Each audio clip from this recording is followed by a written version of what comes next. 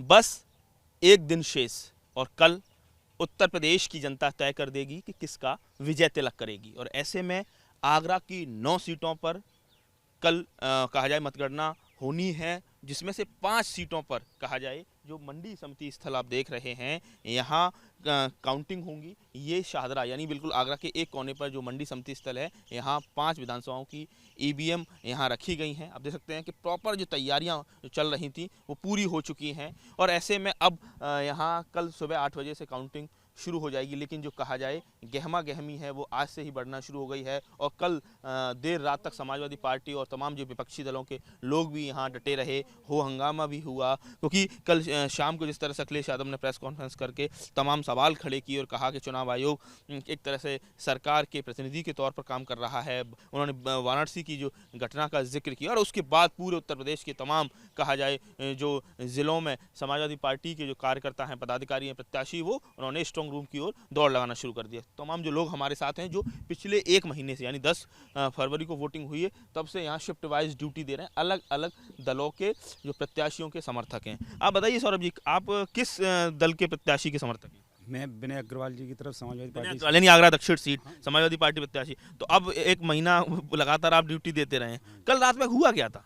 कल ऐसे ही क्या कहते हैं, सभी लोग बैठे हुए थे यहाँ पर, तो अपने निगरानी में सभी जो वहाँ पे हुआ है ईवीएम में, तो उसकी चर्चा कर रहे थे। उसी टाइम सभी लोग यहाँ पे अपनी निगरानी करने आए, सभी लोग समाजवादी पार्टी के।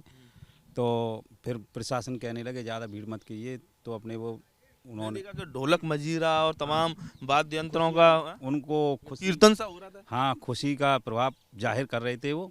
तो उन्होंने प्रशासन ने ये किया, ये नहीं होगा, फिर उन्होंने मना कर दी। तो फिर बहस भी काफ़ी हुई। हाँ, बहस ये हुई थी कि हम तो अपने कवर्ड में थे यहाँ पर, जो जहाँ तक हमारी हद है वो कह रहे थे यहाँ पे ये नहीं होगा, जो वो क्या कहते हैं जिनके जो नियम है और जिनको अनुमति मिली वही रहेंगे। वो आप बताइए, एक महीना हो गया, कल तो वोटिंग है, अब तो फिर कल के बाद तो घर जाना हो जाएगा ना? बिल्कुल, कल से फ्री हो जाएंगे बिल्कुल हम लोग।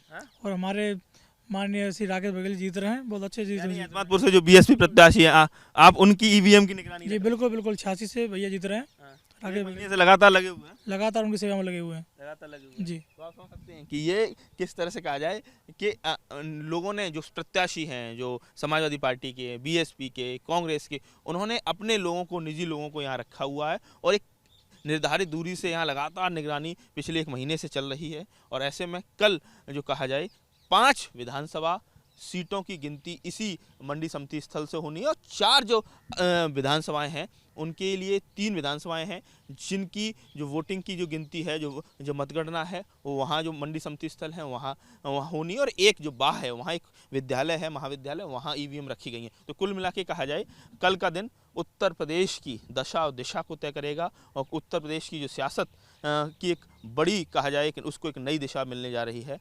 कल जो जनादेश मिलता है उसको पूरे उत्तर प्रदेश को, पूरे देश की जनता को स्वीकार करना होगा। आगरा से नितिन उपाध्याय, एबीपी गंगा।